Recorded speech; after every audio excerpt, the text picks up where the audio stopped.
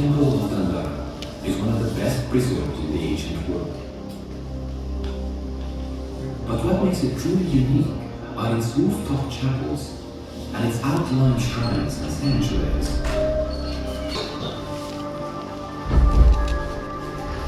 The entire complex, which covers over 80,000 square meters, gives archaeologists a window into the beliefs of the Egyptians who worshipped here thousands of years ago. Temples were seen as homes to the gods on earth and played a vital role in ancient Egyptian culture. Hathor is dedicated to one of the most nurturing goddesses in the Egyptian pantheon, Hathor. She was the goddess of love.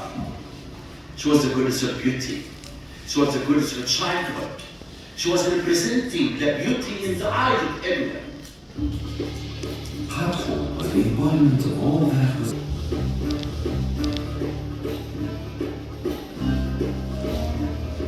During religious festivals, the Hathor would be filled with loud and joyful noise. For the ancient Egyptians, silence could often mean death.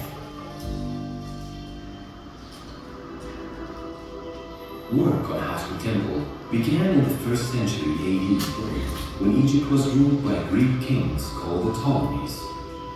The temple took over 30 years to build.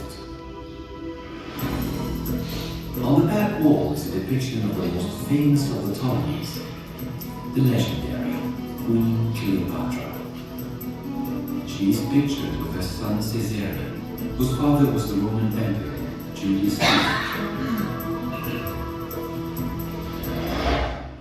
The Roman rulers adopted Hathor as the goddess of motherhood and fertility, and at Hathor they added a birth house. This was not a maternity hospital, but a sacred chapel used for ceremonies to celebrate the divine birth of a child god. It was also where women having difficulty conceiving a child would appeal to Hathor for help. The goddesses Hathor and Tauret would be called upon for support and protection. The focus of the complex is the Temple of Hathor. It was a center of spirituality. Although it played a pivotal role in Egyptian society, the temple was also a place of mystery. Only priests and the pharaoh were allowed to enter Hathor's most sacred rooms.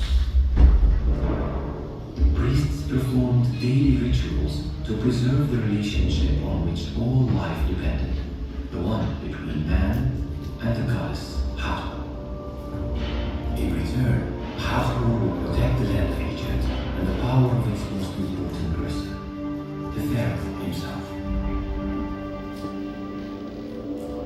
The ancient Egyptians built shrines there to be closer to their gods. Each new year, a statue of Hathor was carried up the stairs to await the dawn.